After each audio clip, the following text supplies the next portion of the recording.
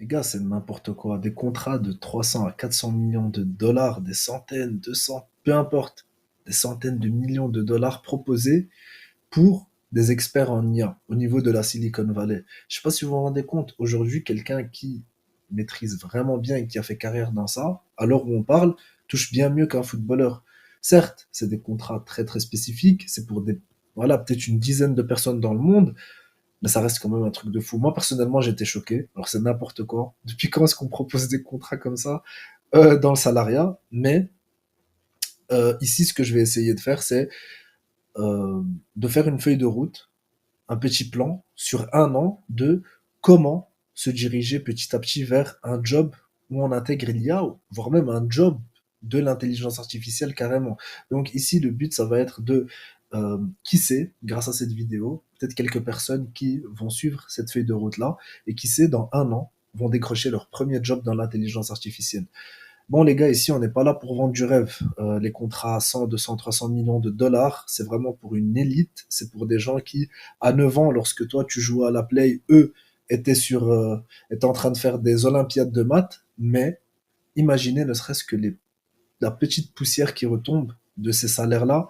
Je peux vous assurer que c'est bien mieux que la plupart des jobs qu'on a. Donc, ouais, clairement, l'IA, c'est un domaine vers lequel il faut se diriger. Et ici, on va voir un plan réaliste sur 12 mois, soit un an, pour s'initier dans cet univers-là, tout simplement. Donc, on va commencer par très simplement, pourquoi est-ce que ça serait intéressant de se lancer vers cette aventure-là fin 2025, donc courant de l'année 2026. On a vraiment une transformation au niveau de l'utilisation de l'intelligence artificielle, d'accord? On a l'ère du prompt engineering qui commence à toucher à sa fin. Avant, on devait vraiment savoir bien prompter des LLM. Aujourd'hui, c'est vraiment des systèmes agentiques où c'est des agents à proprement dit qui sont là. D'accord? Et donc, comme je vous ai dit, tout comme en 2023-2024, on avait des chatbots passifs, on demande et ils répondent. 2025-2026, on se dirige vers des systèmes agentiques, des agents à part entière. On leur donne un objectif, ils planifient, ils exécutent. Ils s'occupent d'absolument tout. Donc ici, il y a vraiment une opportunité. Pourquoi? Parce que qui fait ces agents-là? Ben, c'est tout simplement des ingénieurs compétents, bien entendu, sauf qu'il y a une grosse pénurie à ce niveau-là, et c'est là que ça serait intéressant de se placer. Quel est notre plan? Notre plan se situe, comme je vous ai dit, sur 12 mois. Q1, ça serait du coup le premier quadrimestre, les 3 premiers mois. On aimerait se concentrer vers les fondations, les maths, bien entendu, Python avancé, data engineering et les vecteurs database. Au deuxième quadrimestre, on se concentrerait vers l'architecture, le Q3, les agents, et le Q4, la production, donc vraiment les projets en tant que tels. Premier mois, c'est simple, les gars. Vous faites que des maths, l'algèbre linéaire, les probabilités. Pourquoi? On pourrait croire que l'ère des maths est révolue, mais non.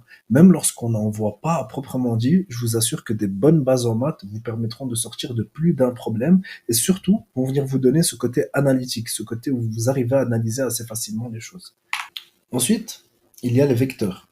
Savoir que absolument tout dans le monde de l'intelligence artificielle, tout est transformé sous forme de vecteurs. Donc, vraiment est positionné dans un espace, comme dit ici, multidimensionnel. Il faut comprendre les systèmes de embedding, les vector stores, donc les stores vectoriels, pardon, comprendre tout ce qui est concept de recherche sémantique, etc. Donc ça va être le deuxième et le troisième mois. Bien entendu, tout en mettant aussi en avant beaucoup de codage. Il faut avoir des vraies bases solides en Python. Attention, pas non plus devenir un expert, mais avoir des bases solides. Il faut savoir que le cœur du réacteur, c'est PyTorch. TensorFlow, il n'est plus beaucoup utilisé. C'est vraiment en 2026 ce qui va énormément vous aider dans la recherche et la production d'IA, c'est PyTorch. Il va permettre de comprendre les tensors, manipuler les données brutes. On a aussi Autograd, c'est la magie de la différenciation automatique. Ensuite, il y a Hugging Face, pardon, c'est un peu le GitHub de l'intelligence artificielle. Vers le cinquième mois, on va se diriger vers tout ce qui est transformer. Du coup, ici, il faudra vraiment comprendre comment marche un LLM de nos jours. Donc, le concept de self-attention, du coup, comment est-ce que le modèle comprend le contexte et les relations entre les mots. La tokenisation, donc le fait qu'il ne comprend pas les mots à proprement dit, mais plutôt qu'il les transforme en tokens. Et les limitations, pardon, qu'ont ces outils. Pourquoi est-ce que le contexte est limité et coûteux. Il y a notamment la complexité quadratique, hein. C'est plus on va le prompter et plus il va devoir tout relire et du coup, tout simplement, c'est lié au concept de context window, donc la fenêtre de contexte. J'ai fait ma toute première vidéo sur ce concept-là si jamais vous voulez voir. Donc, il y a aussi le système, la solution Mamba qui est super intéressante, comme je vous ai dit avant, au niveau de la fenêtre de contexte. Le problème d'un LLM aujourd'hui, c'est que la complexité augmente au carré de la longueur du texte. Donc, plus on va faire du texte, plus ça va augmenter au carré. Donc ça, c'est la complexité quadratique. Donc, c'est impossible de traiter vraiment des super grosses data ou, par exemple, un livre entier. La solution Mamba, elle, va venir amener une complexité linéaire et non au carré, non quadratique. Donc c'est vraiment l'avenir pour 2026 et il faudrait se pencher vers ce sujet-là aussi si vous voulez euh, vous entourer d'outils super puissants. Vers le troisième trimestre, là, on va vraiment se diriger vers l'IA agentique. Donc, un agent n'est pas juste un LLM, c'est un système cognitif complet. Il permet, il a plutôt une perception, peut voir, lire et entendre. Il a un cerveau, et là, c'est le LLM, mais surtout, il peut mettre en action. Il a des outils grâce auxquels il peut agir. Les clés API, le web, le code, etc. Là, il faudra choisir un de ces outils. Il y a LangGraph et CrewAI qui sont la référence. LangGraph, c'est vraiment un peu le standard pro qui permet de définir des graphes cycliques avec une gestion d'état précise. Il est idéal pour la production, tandis que CrewAI est idéal pour prototyper des équipes d'agents avec des rôles, des chercheurs, rédacteurs, etc. Donc vraiment ici, si j'ai un conseil à vous donner, c'est de vous spécialiser dans un outil, d'accord? Un concept très très important aussi par lequel faudra parcourir qu'il faudra parcourir lors de ce troisième trimestre, c'est GraphRag. Donc là, on est au-delà du RAG classique. Le RAG classique, le gros défaut qu'il a, c'est qu'il peut vous trouver vraiment des détails, des réponses très très détaillées, très précises. Cependant, il ne comprend pas le contexte global. Tandis que le GraphRag, lui, il va combiner la recherche vectorielle avec des graphes de connaissances et il va donc mieux comprendre la relation et mieux comprendre le contexte global. Donc c'est très très intéressant de comprendre ça et c'est probablement ce vers quoi on va se diriger. Donc, comme on peut voir, les rags étaient encore à la mode il y a de ça quelques semaines. Ils sont ramenés, ils étaient à la mode. Et là, on voit qu'il y a encore quelque chose de meilleur. Donc, c'est un domaine qui demande à énormément se mettre à jour et à continuellement se renseigner. Edge AI, l'IA locale. Donc, ici, ça va vraiment être le concept lors de cette feuille de route au troisième trimestre, ça va vraiment essayer de se concentrer sur tout ce qu'il y a de nouveau, notamment Edge AI. Et ici, l'avantage, ou plutôt le but, ça va être de savoir faire tourner des agents en local. Pourquoi est-ce que le cloud ne suffit plus? On a la latence. Les robots et voitures autonomes ne peuvent pas attendre une requête API. Ça, c'est très très important. Il faut vraiment qu'ils puissent tourner en local à 100%, parce que imaginez le temps que il faut à un robot, par exemple à une voiture autonome, pour qu'elle envoie l'information au serveur et le serveur lui renvoie les tâches à effectuer. La voiture a déjà écrasé, elle a déjà écrasé plusieurs personnes. Bref, il y a la privacy aussi, les données médicales ou bancaires. Eh ben, je peux vous assurer que le multinational préfère qu'elles restent chez elles.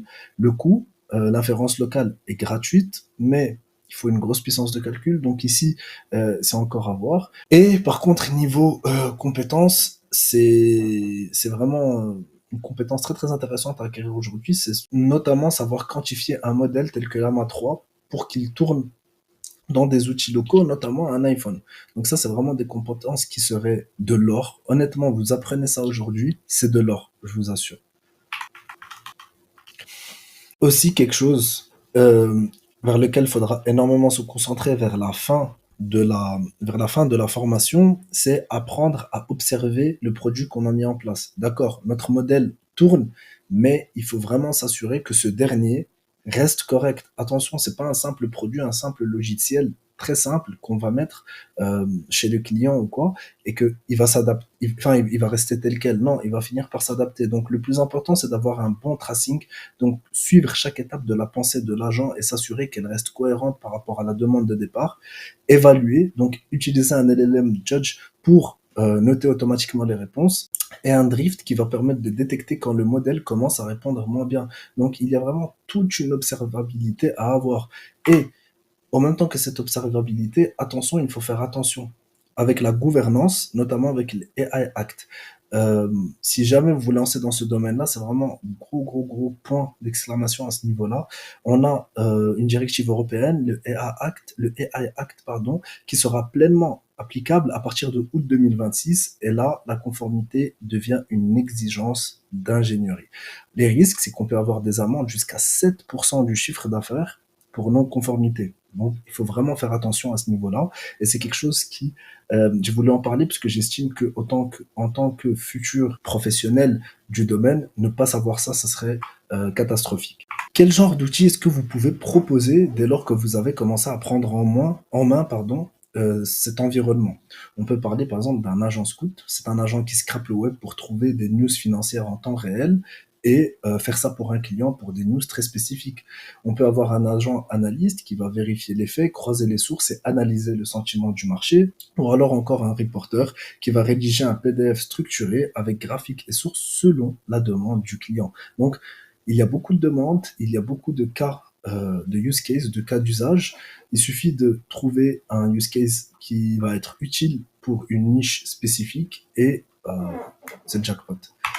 Donc ça c'est un peu le stack technique 2026, un peu maîtriser du Python, PyTorch, LangGraph, Pinecone pour les RAG, Docker, Olama, Langsmith et bah GitHub, Hugging Face comme on a dit, etc.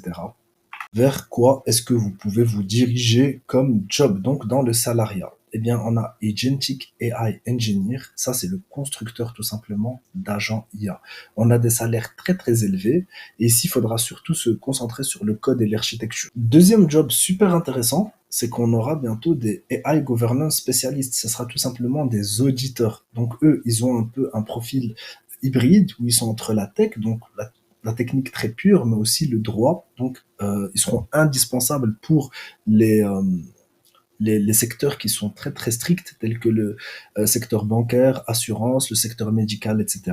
Et ensuite, on a Edge AI Architect. Ça aussi, c'est une voie royale des gens qui suivent le chemin de l'intelligence artificielle. Lui, c'est un peu l'optimisateur, celui qui va se concentrer sur the Internet of Things, l'industrie et tout ce qui est embarqué. Donc lui, il va vraiment venir s'assurer de l'implémentation de nos agents au niveau d'objets réels, tout ce qui est robots, caméras, etc. Donc c'est celui qui va faire interagir en réalité les différents éléments de Internet of Things. Donc ça c'est vraiment des chemins, mais ça c'est vraiment une liste non exhaustive, il y en a encore énormément.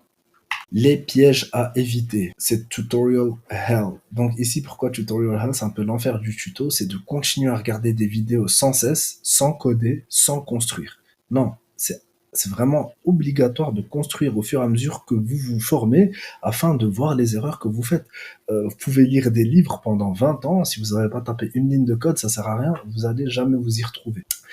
Et de la même manière, attention, ne sautez pas les bases. Par contre, ne vous mettez pas à coder, à essayer de chipoter quelque chose à la vibe codée. Si vous n'avez pas des bases solides, ça va s'écrouler très très très rapidement. D'accord? Donc revenez toujours au principe de base, d'où mon premier mois où je vous ai dit vraiment reprendre les bases en maths, les bases de statistiques et les bases d'algèbre. D'accord?